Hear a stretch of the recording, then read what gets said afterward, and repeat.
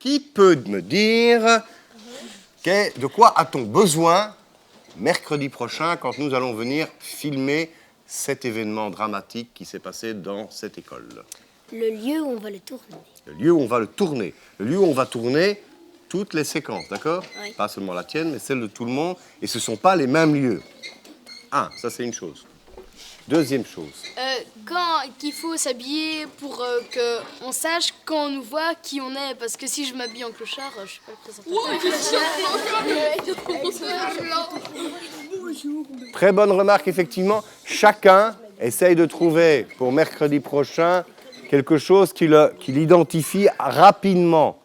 Tu vois, il ne faut pas essayer de découvrir dans un costume compliqué. Il faut, on le voit, ok. Tu penses, par exemple, toi qui es journaliste, tu penses à quelque chose? Bah oui, déjà, parce que moi je regarde la télé, il faut d'abord, c'est une espèce de blouse comme ça avec un beau truc là, et avec une cravate bleue avec des petits points blancs.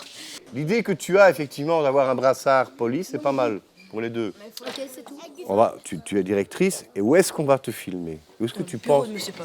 Dans le bureau de monsieur Paul. Je crois que c'est le mieux. En train de travailler sur un ordinateur. Voilà! Ça, ce serait génial. Mais non, enfin oui. Pourquoi tu me fais? Tu vas t'occuper de l'assurance et tout. Par exemple, toi, tu es policière. Où est-ce que tu penses devoir être filmé? Sur la route.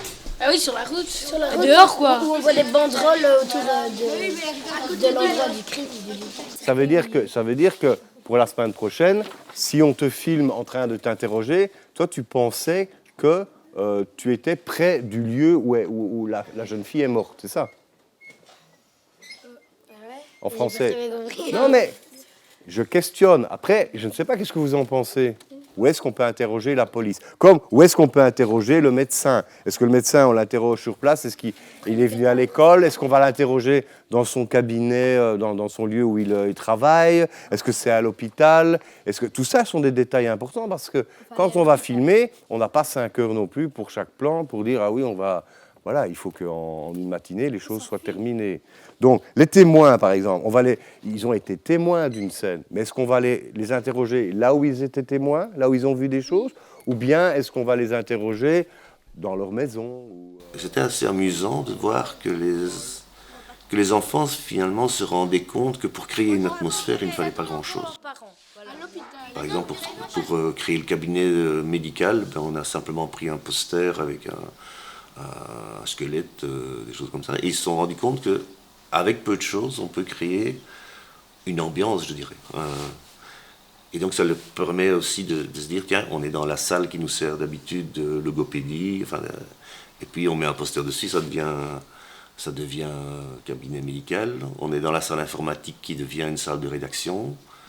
Donc voir